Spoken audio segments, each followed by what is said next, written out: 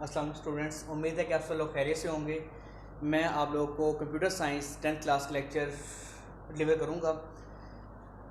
मौजूदा हालात के पेश नज़र लेक्चर हाई स्कूल की मैनेजमेंट ने ये डिसीजन लिए हैं कि जो लेक्चर्स हैं स्टूडेंट्स को ऑनलाइन दिया जाए ताकि स्टूडेंट्स का टाइम वेस्ट ना हो। ये चलते हैं अपने लेक्चर की तरफ। कंप्यूटर साइंस 10th क्लास, आपने इसकी 9th क्लास के अंदर पढ़ा था। इसके जो बेसिक्स थे, मतलब कि हार्ड डिस्क क्या होती है, कंप्यूटर क्या होता है, उसके अलावा उसकी कुछ अरिथमेटिक ऑपरेशंस थे, उसको डेसिमल नंबर्स को सिस्टम को पढ़ा था। आपने ये चीज़ें पढ़ी थी। लेकिन इसके अंदर आप क्या पढ़ेंगे, प्रोग्रामिंग किसे कहते हैं, उसको प्रोग्राम को सॉल्व कैसे करना है, इनपुट आउटपुट क्या होती हैं, वर्ड्स क्या होता है, मतलब उसका जो नेक्स्ट स्टेप है, नेक्स्ट लेवल है, उसको आप प्रिपेयर करेंगे। इसके अंदर हमारा पहला चैप्टर है जी प्रॉब्लम सॉल्विंग। नेम से ही शो हो रहा है प्रॉब्लम सॉल्विंग। मीन कि अगर आप कोई प्रॉब्लम को फेस कर रहे हैं तो आपने उसको कैसे सॉल्व करना है, कैसे सॉर्ट आउट करना है, उसके लिए आपको किन किन स्टेप्स को फॉलो करना है। जैसा कि हमारा जो डेली लाइफ है, इसके अंदर भी हम प्रॉब्लम को फेस करते हैं, उसको सोल्व कैसे करते हैं। मीन के पहले एक पूरा चार्ट बनाते हैं कि हमने किस तरह से अपने प्रॉब्लम को लेके चलना है।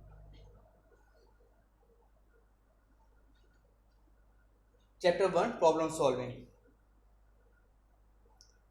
इस इंट्रोडक्शन है। We solve problem and make decision every day at home, at work, at play, require a lot of thoughts.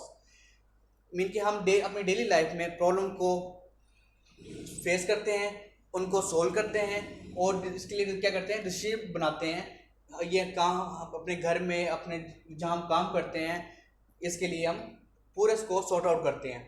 Some problem and decision are very challenging and require a lot of thoughts, emotions and research.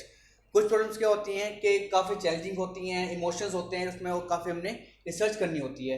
However what ever the nature of the problem, इसलिए हमें problem जो nature है उसको जानना बहुत ज़रूरी है कि प्रॉब्लम किस नेचर की, हमने इसको सोल्व कैसे करना है। इसके लिए हमारे पास प्रॉब्लम सोल्विंग स्टेप्स होंगे।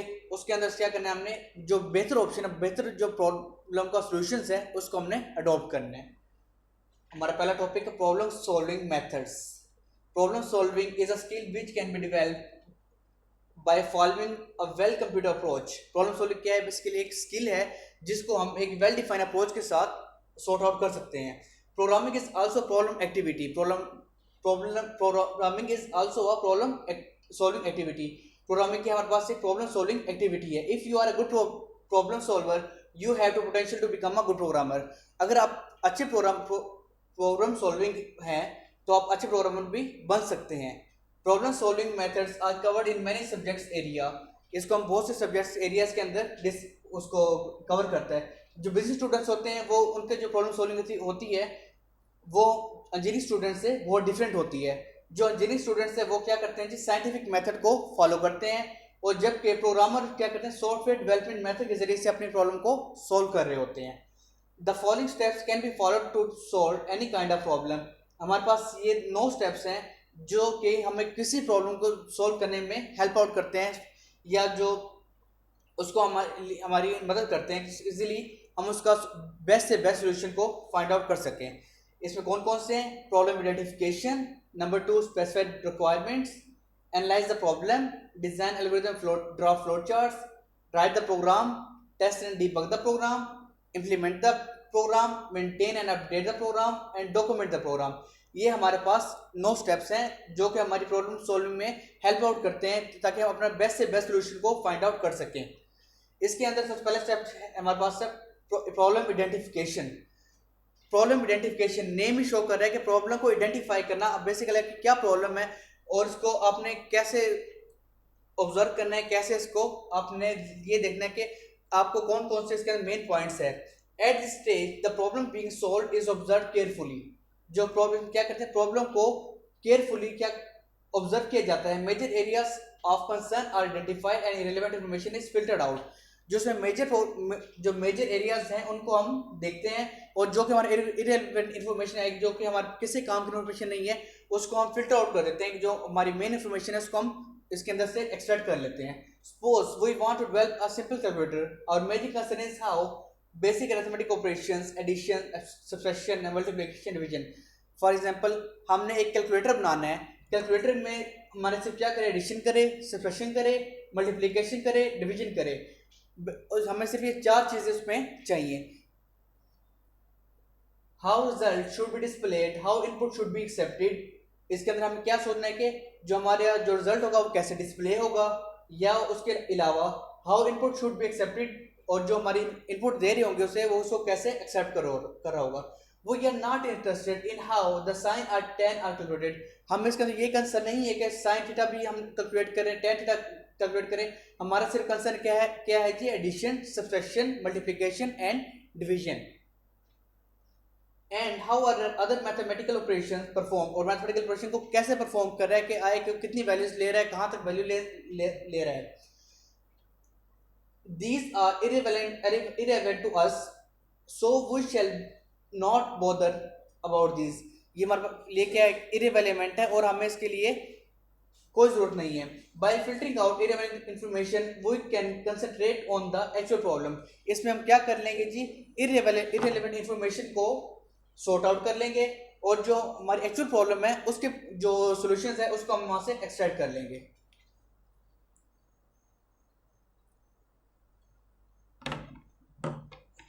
उसके बाद हमारे पास है स्पेसिफाई रिक्वायरमेंट्स। हम जो रिक्वायरमेंट्स है उसको स्पेसिफाई करना है कि हमारी बेसिक रिक्वायरमेंट्स क्या क्या है। Most of the user can not explain their exact software requirements. काफ़ी जो सॉफ्टवेयर यूजर होते हैं वो अपनी सॉफ्टवेयर जाते हैं कंपनीज में कि हमें सॉफ्टवेयर बना दो, तो वो अपनी जो मेजर रिक्वायरमेंट्स है कि हमें किस तरह का सॉफ्टवेयर चाहिए वो नहीं बता पाते। तो इसके लिए क्या होता है कि उन्हें बार बार सॉफ्टवेयर हाउस के चक्कर लगाने पड़ते हैं कि इसमें ये प्रॉब्लम भी है, ये प्रॉब्लम भी है। इसलिए हमारे पास ये वो मोस्ट इंपॉर्टेंट स्टेप होता है कि अपनी जो रिक्वायरमेंट्स हैं इसको हम बेहतर से बेहतर सॉर्ट आउट कर सकें। They are uncertain about what they want to do with the software. Mean कि एक शॉपकीपर है, अब उसने अपने सुपर स्टोर के लिए, शॉप के लिए एक पॉइंट ऑफ सेल बनाना है। जैसा कि आप सब जानते हैं हमारे पास साजिश सुपर स्टोर साथ ही है, इसके ऊपर एक सॉफ्टवेयर बना हुआ है जो कि क्या कर रहा है जी, पॉइंट ऑफ सेल है, जो भी हम चीज़ें परचेज कर रहे हैं उसका कंप्यूटराइज बिल बन रहा है, कंप्यूटराइज उसमें से माइनस हो रही हैं, प्लस हो रही हैं।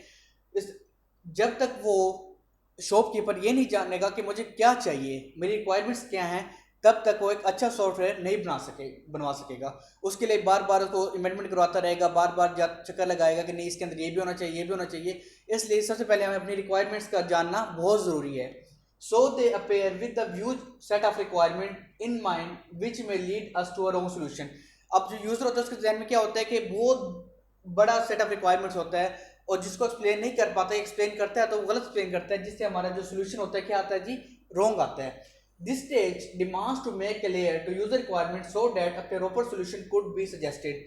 इसलिए क्या है कि हमारी जो रिक्वायरमेंट्स है हमारी क्लियर होनी चाहिए, जिससे हमारा क्या होगा जी, जो सोल्यूशन होगा वो प्रॉपर आएगा, प्रॉपर सोल्यूशन हम वो हमें सजेस्ट कर सकेंगे। This stage involve the information of a requirement document which describe the feature the system is accepted to provide the restriction under which it is operate and द abstract description of the software which provide basic for design implement। इसलिए हम क्या करते हैं जी, requirement document बनाते हैं जिसके अंदर हमारे पास टोटली उसका स्ट्रक्चर होता है कि ये सिस्टम कैसे ऑपरेट करेगा, कैसे चलेगा, इसमें क्या क्या चीज़ें होंगी, क्या चीज़ें नहीं होंगी। ये इससे क्या होता है, हमारे पास बेसिक स्ट्रक्चर होगा इसके अंदर हमारे पास बना हुआ।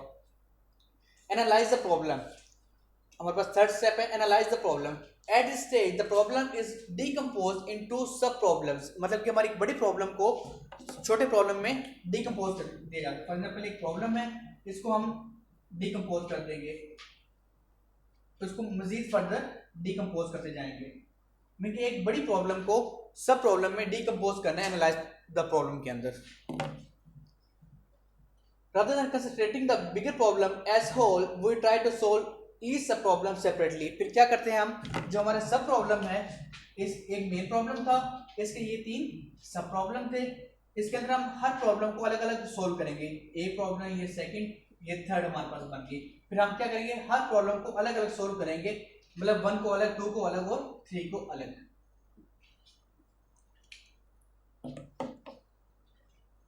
This lead to a simple solution. इससे क्या बनेगा, हमारा सोल्यूशन बहुत सिंपल हो जाएगा, बजाय कि हम एक बड़ी प्रॉब्लम सोल्व करें, शायद हमारा वो सोल्यूशन रॉन्ग आए। उसको हम क्या करेंगे, छोटे प्रॉब्लम में डिकम्पोज कर देंगे और हर प्रॉब्लम को सेपरेटली सॉल्व आउट करेंगे, जिससे हमारा जो सोल्यूशन आएगा वो हमारा के अच्छे बेस्ट सोल्यूशन तक हम इसको लेके जा सकते हैं। This technique is known as top down design. इससे हम क्या कहते हैं, टॉप डाउन डिजाइन। उनके टॉप से डाउन की तरफ जा रहे हैं, मतलब कि एक प्रॉब्लम लिया, उसको डिकम्पोज किया, उसको जो डिकम्पोज करने के बाद उसको मजीद फर्दर डिकम्पोज हो सके उसको डिकम्पोज कर दिया। इसे क्या कहेंगे जी, this technique is known as top down design. It is also called divide and conquer rule. Math में हमने पढ़ा होगा डिवाइड एंड कंकर रूल कि एक नंबर को मजीद उसमें डिवाइड कर दिया जाता है। इसे हम कहते हैं डिवाइड एंड कंकर रूल।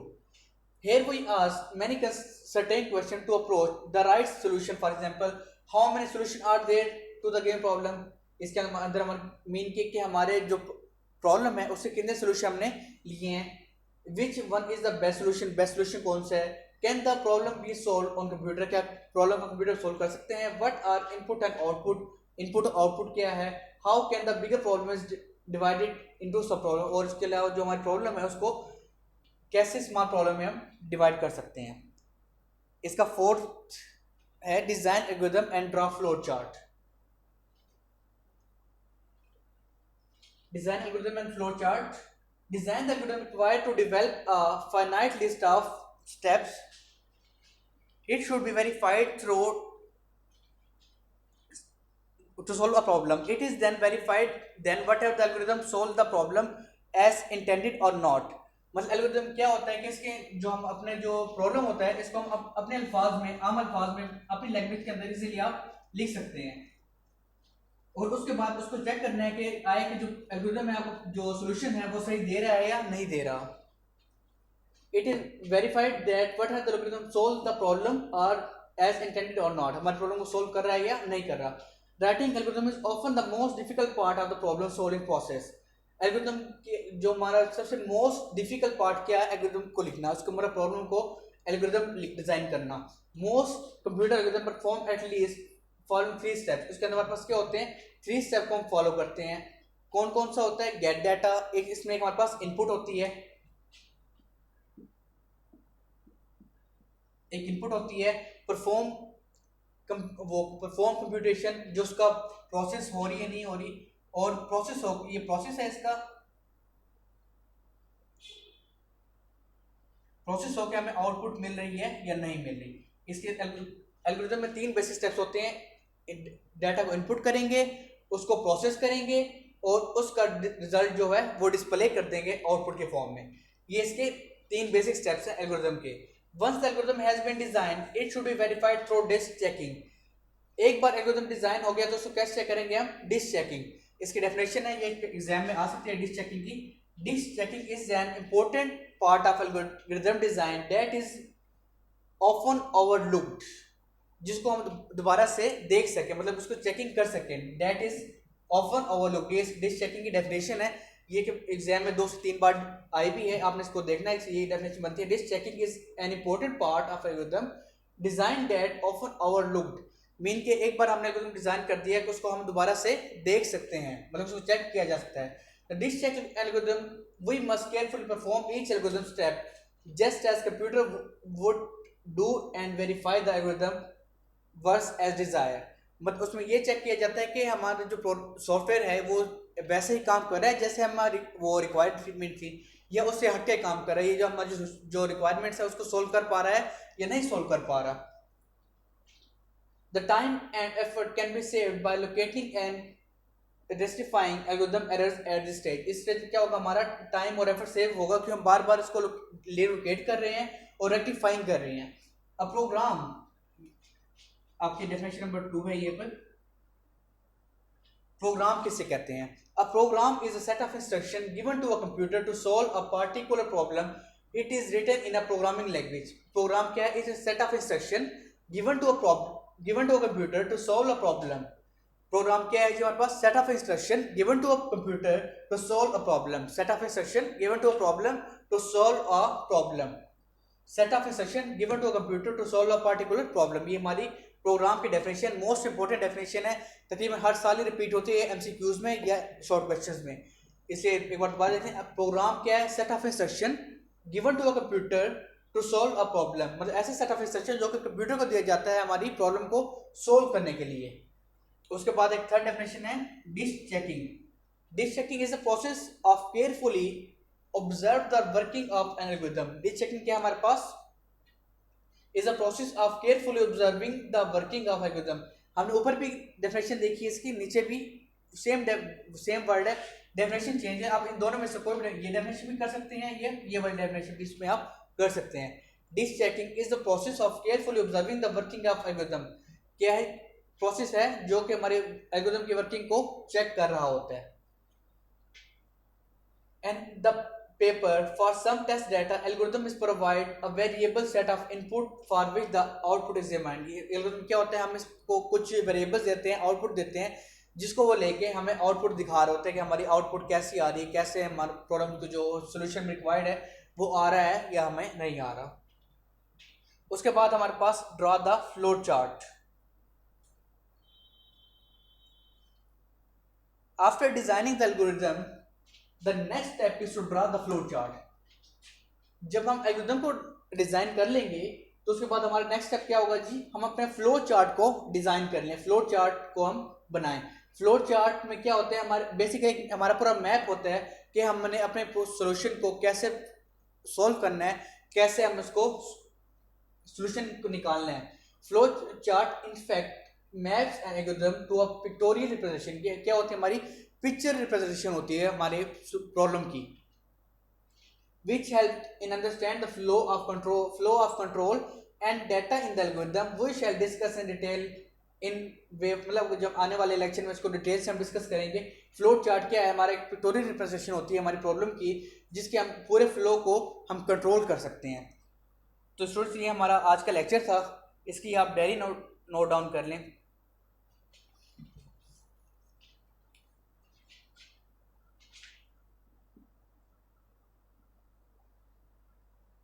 ये जो हमने पढ़ा है ये हम आप लोगों ने लर्न करना है, प्लस इसकी रफ प्रैक्टिस भी करनी है. सो ये हमारा आज तक का लेक्चर था.